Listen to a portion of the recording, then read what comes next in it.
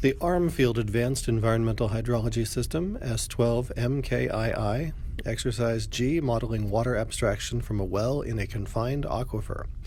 Project objectives: to model the confined aquifer, to remove water simulating well discharge, and then to calculate the hydraulic conductivity, K, of the aquifer.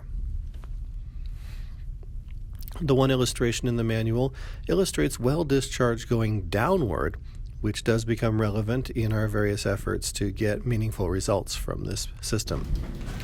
We start by finding the gauze well tube in the center of the table, and then create a flat surface in the sand that will be modeling our aquifer material. The closed ring, shown here, is put in place and seated well, so there's a nice smooth surface between the ring and the actual sand medium. And then a shallow trench is built up around the ring. The water will be showing at the edges of the ring, simulating the aquifer later.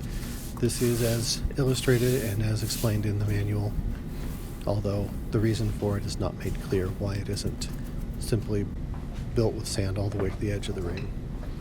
It's important that the ring be weighted down. No weights were provided with the equipment, so we had to raid the steel bridge shop. As you saw, there was also a clear tube put in center place, and then the flow meters were set to 1 liter per minute until the water, as you can see, is beginning to pool up above the bottom level of the aquifer confining layer and flowing out through the small weir at the side. A siphon is attached to the sight tube, put in place, and started. We found consistently bubbles coming up. No matter what we did, there were always air bubbles. We never did figure that out, but we tried repeatedly. Siphon flow is not dramatic, but is definitely there. In this case, timing the siphon flow into a half liter measured unit, shown at the top of that orange tape, yielded 2 minutes and 42 seconds to get to the top. Unfortunately, as illustrated here, there was no difference in the manometer. We could not find any drop in any of the manometer readings.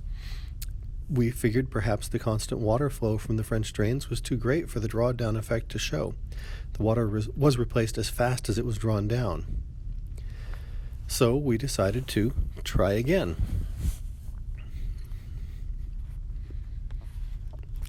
The issues: there was really no explanation of how to actually extract water from the well. Terms in the manual are not defined at all. The sole illustration is confusing, does not depict anything close to the real reality, and efforts to perform it were just frustrating. For something completely different, we filled up the aquifer and turned the water off, hoping that if there's not enough positive flow pressure from the French drains to replace the water before it can be drawn out, that some drawdown effect could be shown. Much of this is the same. We have a weighted table. Once we saw that water was starting to rise up from the center of the aquifer, we turned off the flow, attached the already filled siphon, and attempted to siphon water out of the aquifer. In this case, though, the water just simply did not flow. There was clearly not enough pressure to get the water flowing. You can see air bubbles start up. The water flows for a short time, and then in a moment it'll stop. Right there. The water simply stops flowing. And when there's no flow, if there's no Q, then you can't calculate a K. So this was frustrating. The siphon didn't draw water.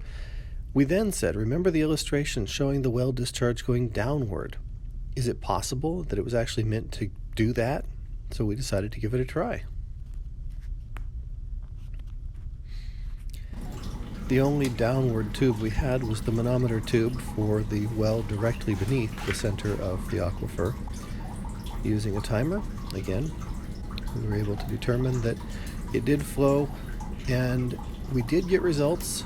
The orange tape was used to show where on the manometer each of the different levels is reading.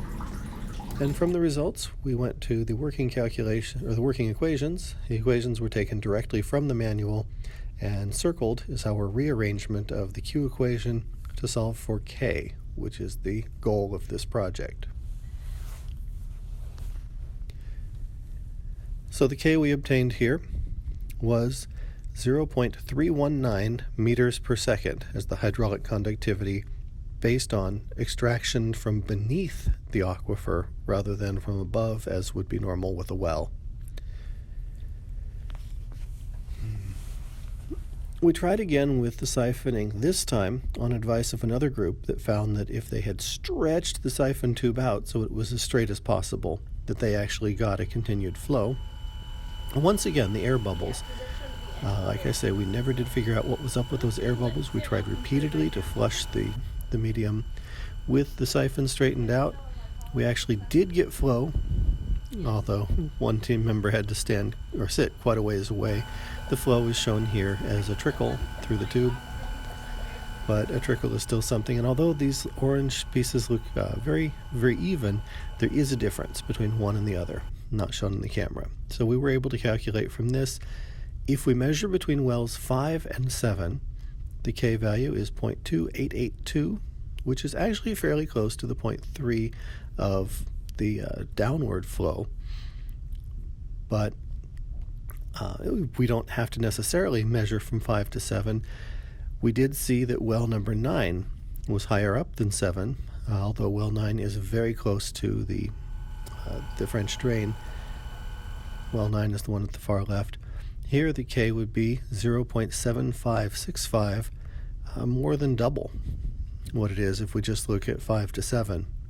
So this leads us to wonder just how far apart the wells should be. This was not defined well in the manual, and so issues with the project we have. The instructions in the manual do not adequately explain the steps necessary to perform the simulation.